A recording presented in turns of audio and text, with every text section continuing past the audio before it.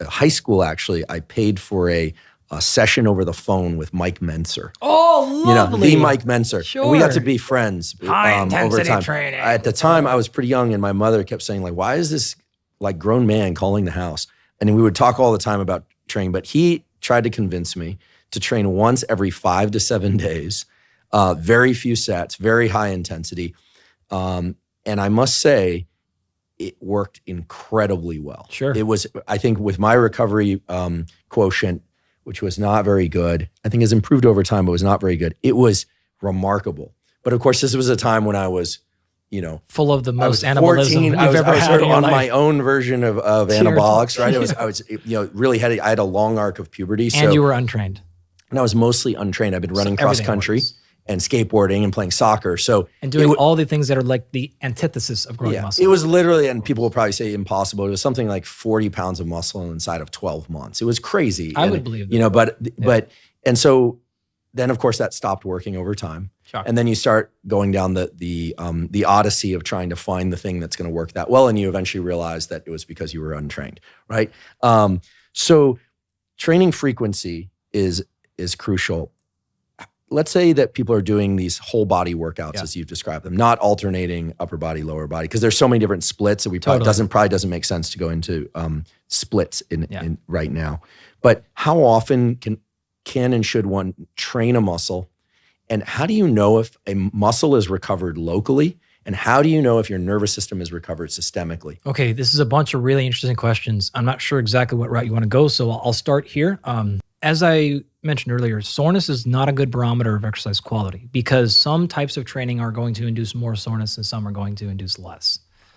That's important to this conversation because when you ask about how do you know if a muscle is ready to train again, one of the questions is, well, what are you training for? If you're training for hypertrophy, right, muscle size, muscle growth, we need to hedge towards recovery because what you're trying to do is cause a massive insult there, allow then protein synthesis to occur, building of new tissue, which takes time, 48 to 72 hours, like kind of at a minimum, that process needs to occur. If you're doing actually more strength, and this is a differentiation between hypertrophy and strength, then you didn't induce actually much damage. In fact, you're generally not going to get very sore from true strength training. Very little, unless you get really heavy or you did it a lot. The primary driver of hypertrophy is not the same primary driver of strength. We talked about that already. That's intensity driven. For hypertrophy, it's not intensity. So because we have different mechanisms, we have different outcomes, even though they're closely aligned, strength is not going to cause a lot of soreness. Therefore, intensity is the driver. Therefore, frequency can be as high as you want. So you can train every single day the same exact muscle if speed or power or strength are the primary training tools because you need stimulus there. Skill as well, right? Practice. That you know that as much as anybody. Developing a new motor pattern requires a lot of repetitions, right? You don't need a tremendous amount of rest. It's not a damage thing, right? It's a repatterning issue. So strength training, in fact, if you look at, again, true strength professional athletes, they're going to train the same muscles basically every day. Wow. They're going to squat every day. And is that because the primary mode of adaptation is recruitment of these high threshold motor units? It's mainly neural. No. So everyone's going to say that, and this is where I get all feisty. Well, I'm not saying that. That was actually, there was a question mark there. Okay. If we were online putting comments, there would be a question mark. We would have fought. Yeah. I would have blocked you. I was just kidding. I think you already blocked me. No. Probably twice. Okay.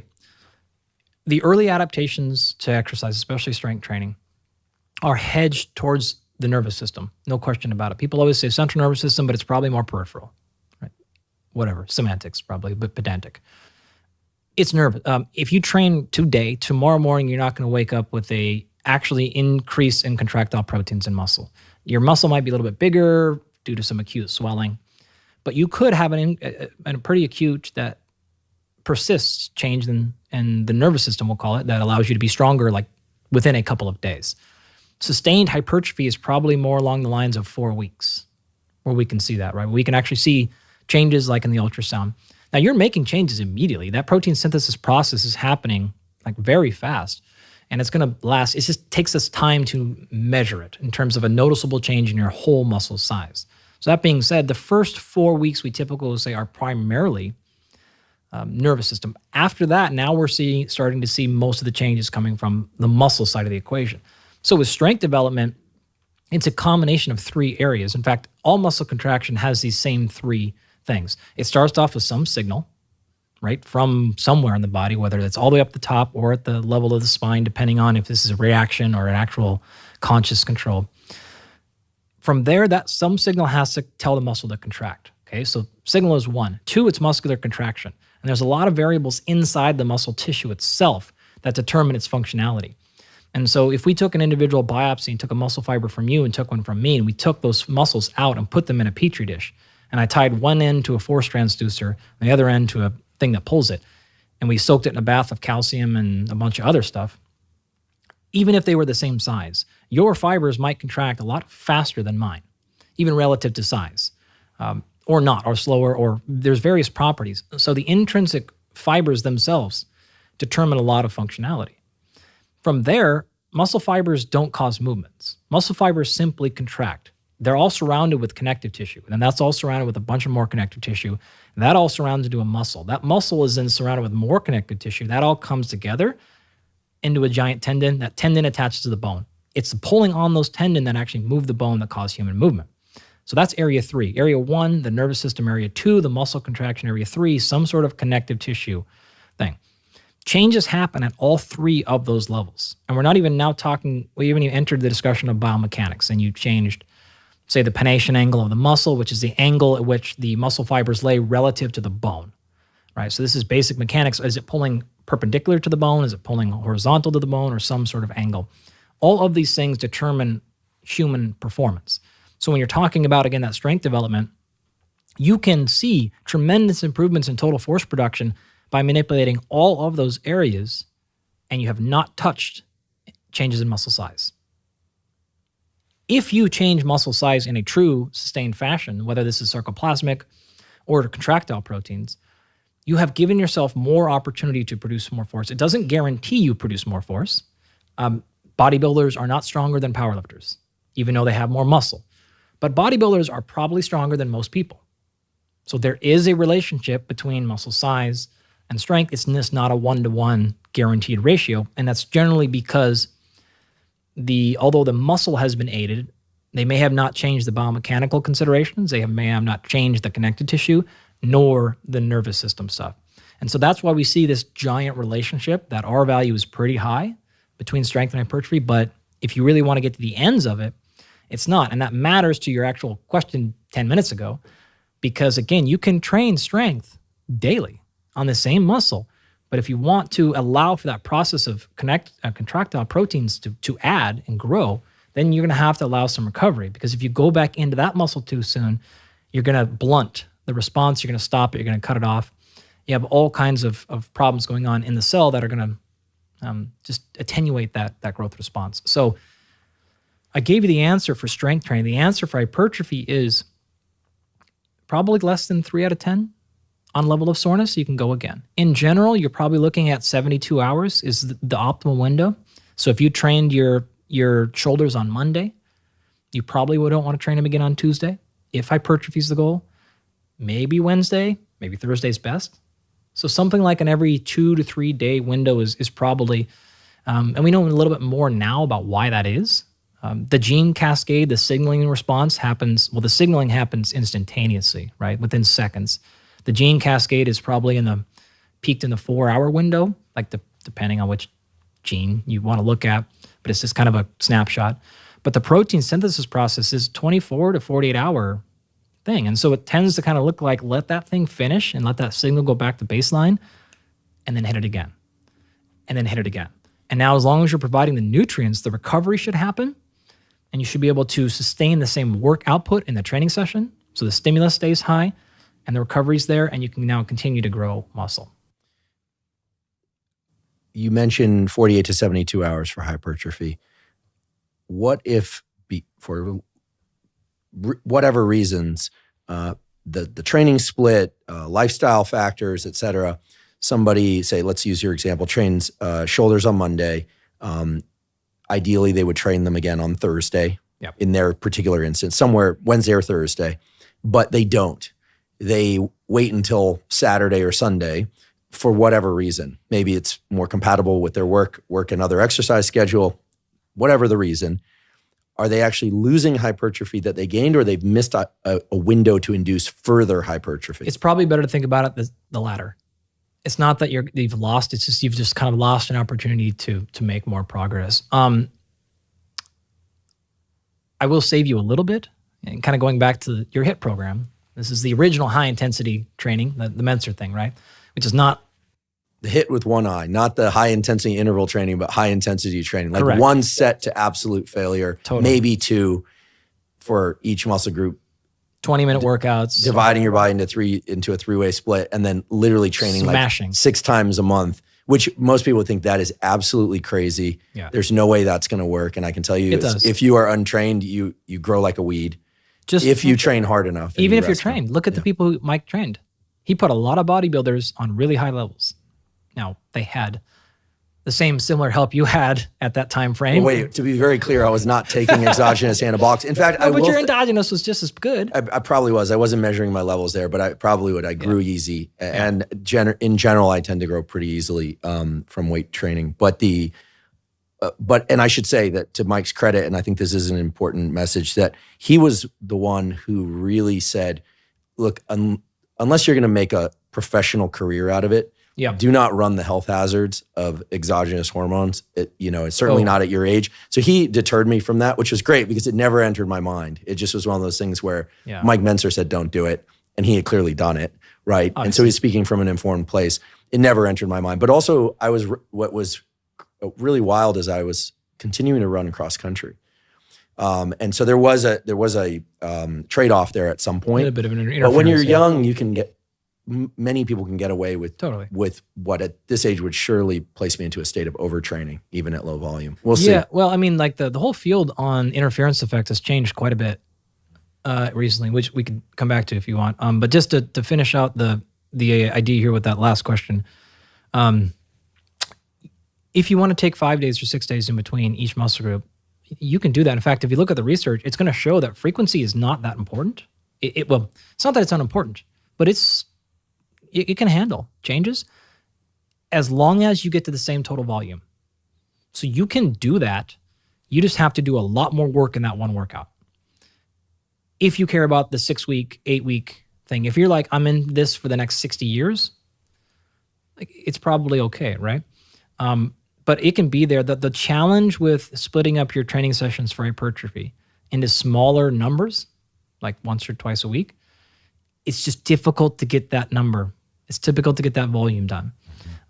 Volume-wise, the more recent meta-analyses are going to say that you're probably looking at around 10 working sets per muscle group per week. Seems to be kind of the minimum threshold that you're going to want to hit.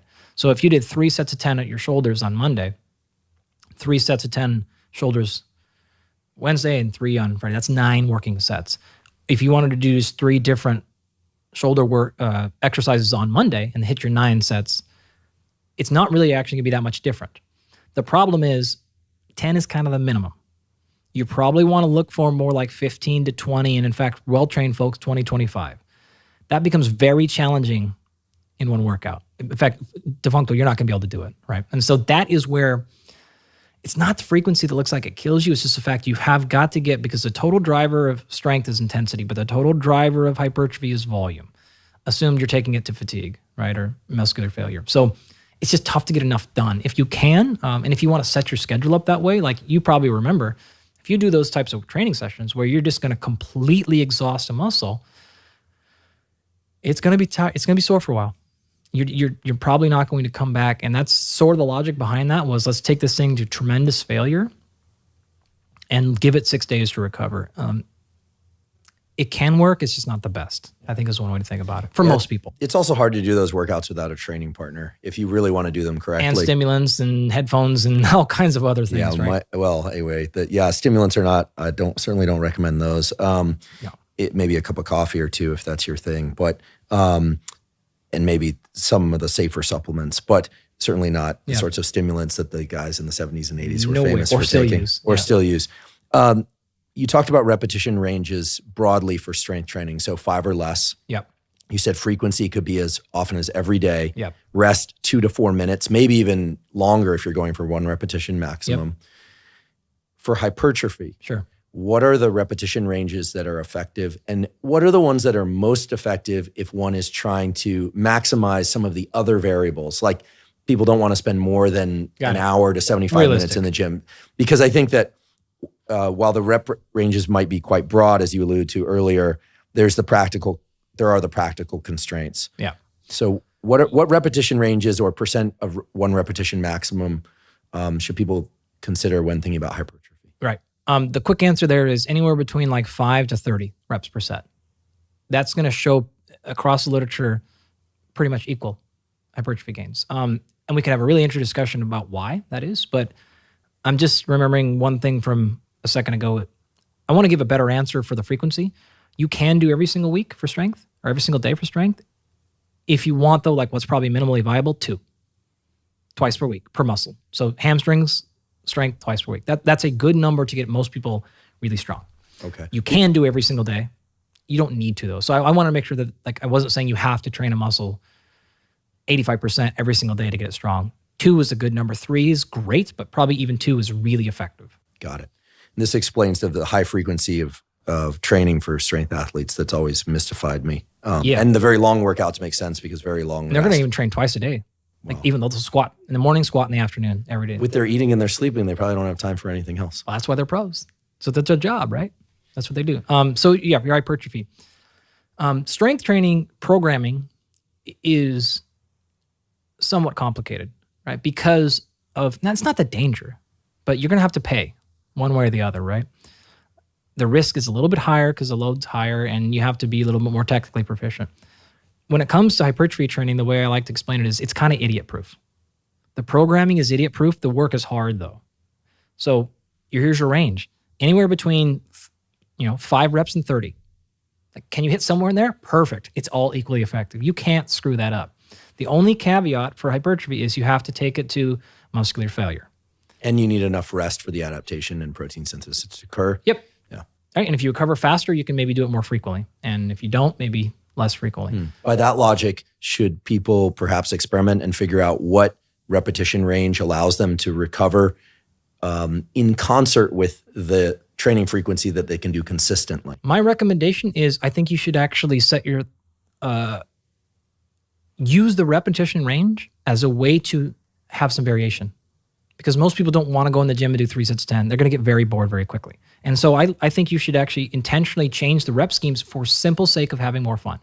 It is a very different challenge. The mechanisms that are inducing hypertrophy are different, but there's only a maximum amount of growth that one can get, right? And so you have, as best we think it now, and some people actually will espouse that we know really clearly about the mechanisms of muscle hypertrophy. We don't. It's still very much a guessing game, but the 3 most likely drivers are 1, metabolic stress, 2, mechanical tension, and then 3, muscular damage. You don't have to have all 3. 1 is sufficient. You can have a little bit of 1 or 2, and you can so you get it to play here. We've already talked about the muscular damage. Again, it's very clear more damage is not better, but it is somewhat a decent proxy, right? Like again, a little bit of soreness is good. Just don't get so sore it's compromising your total volume. All right. Mechanical tension is kind of like strength. And this is why if you do even sets of 5 or 8 and you're kind of close to that strength range, you will gain a little bit of muscle. It's not optimal muscle gain, but you're going to gain some because everything in these, like physiology isn't cut off at 4 reps and then 5 reps is a different thing, right? It's always a blend. So think of it as like a fading curve. As you get closer to the end, it fades less effective. As you get closer to the middle, it's more effective. Anywhere between 8 reps per set to 30, it's equally effective. Past 30, it's going to blend out. Past 8 to 5 to 4 to 3, it's going to blend, lesser there. So metabolic stress is one. The damage is the other, mechanical tension is the one that's heavy. Muscle damage is the other one. The third one is metabolic stress. And this is, I get a bit of an area of scientific contention, but something's there. I know something's there. We're just kind of fumbling to figure out what exactly it is. And this is, metabolic stress is the burn, right? It's there. It's why blood flow restriction training probably works. That's done very light, so there's no mechanical tension. There's very little damage, but somehow it induces a good amount of hypertrophy. Very painful. Oh boy. I tried this. I have a friend, former special operator, who was out on the East Coast and took me through a blood flow restriction training protocol in a park. And I don't think I actually cried, but you probably did. But I might have cried out once or twice. It was unbelievable, especially the lower body movements. Now, it was a humid day. I'll claim a little bit of jet lag, but it was brutal. It was really brutal. And I do it on the best day of your life, and it's still brutal. Okay, well, that makes me feel a little bit better. It was intense, and people should know that it is important to use the proper cuffs for these things. I don't have any relationship to any of the companies that sell these cuffs, but the reason is that you actually need to block particular avenues of blood flow. You can't simply cinch off a muscle. You can't tourniquet a muscle and train. Not a good You can idea. actually kill yourself that way. Yeah, you can get a blood clot. Yeah, so if you're interested in blood flow restriction training, I imagine you have some content about this or will at some point. But also there are resources online that people can look up. Yeah. A question about hypertrophy training that I think many people are wondering about. Train to failure or don't train to failure? Assuming good form. Yeah. Okay. Assuming good form. Great. The answer is both. So you want to train to failure, but you don't need to go to extreme failure. So you don't need to necessarily go to that, like, a partner has to lift the barbell off my chest, but you have to get close. You have to drive either heavy, stress, damage, right? Or pump. And so a really easy practical way to think about this, I heard Mike Israetel, who runs a company called Renaissance Periodization, years ago, outline this at a NSCA talk. And it was beautiful. And I thought this is the most eloquent way to explain the context about training for hypertrophy. So I want you to look for three things in your workout. And let's say that you want a particular muscle to grow. Let's say you want your glutes to get larger. Okay, when you're doing your glute exercises, number one, are you feeling the glute contract? Okay, it doesn't have to be there, but that's a good sign if it is. Okay, let's say I didn't really feel my glute contract. I felt it more in my quads or my back. Okay. Did you feel a big pump afterwards? No, I didn't really feel a pump there either or during. Okay, great. Number three, next day, did you feel a little bit of soreness there at all? No, I didn't. Well, that's a very good indication. You didn't feel it during the workout. You felt no sort of pump and it didn't get sore. Don't expect much growth. Didn't happen. Distributed the work across a bunch of muscle groups. Most likely other muscle groups were too involved, right? Especially if you're like, no, but man, my back got really well, that's a really good indication of telling you what the hell was moving. Mm-hmm. And so in terms of targets, if you were to put, again, a 1 to 10 scale, how much should I feel it burning during? Anything less than a 3, okay, it's probably not doing much, right? But it doesn't, like 10 is not better than 7. You need to feel it, but it doesn't have to be like, oh my gosh, I'm dying here.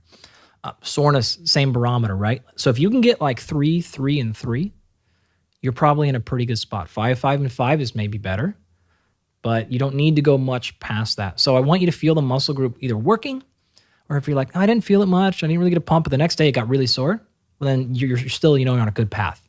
Again, really sore is in like, a little tender, but next day it's okay. Day after that, I could train, no problem. That's really what you want to go after. And in terms of understanding, is this likely to produce some growth or not? Excellent, very clear parameters and recommendations I know are benefiting me and will benefit a lot of people. If you'd be willing to throw out a few sort of sets and rep parameters that could act as broad guidelines for people who want to explore further. I realize that with all these modifiable variables that there's no one size fits all for strength. I love this 5 to 30 for hypertrophy. That's pretty broad thing. I don't think I've ever done a 30 rep set of anything, but now that you've thrown that out there, I see it as a bit of a challenge. You want to know what's awesome about 30? You're going to get an insane pump. You're going to burn like crazy, but you won't get super sore because the mechanical tension is so low. It's so light. So you can get away with those things, and it's hard because your mind is going to wander. You're going to get it like rep 20 and you're going to be like, I'm done. And you're like, no, there's a lot left here to get to 30, where like a set of 10 is much easier. Like you're just like, okay, 2 more. Set of 30 is like, I got 16 more. It's awful, but you're just not the counting is work. It's terrible, right? And people tend to just kind of like check out. So 30 is possible, but a little bit extreme. But I would recommend all of them. Like it's a really fun play. You can do different in the same workout too, by the way. Like you could do one set of 10 push-ups and then take a little break and then do a set of 25. Like you can mix and match these things. There's no magic recipe that has to happen. for all those, or do it different. So Mondays are my sets of 10 days, Wednesdays are my set of 20 days, and Fridays are my set of 30 days. And you can have all kinds of fun there, and it's hard to screw up.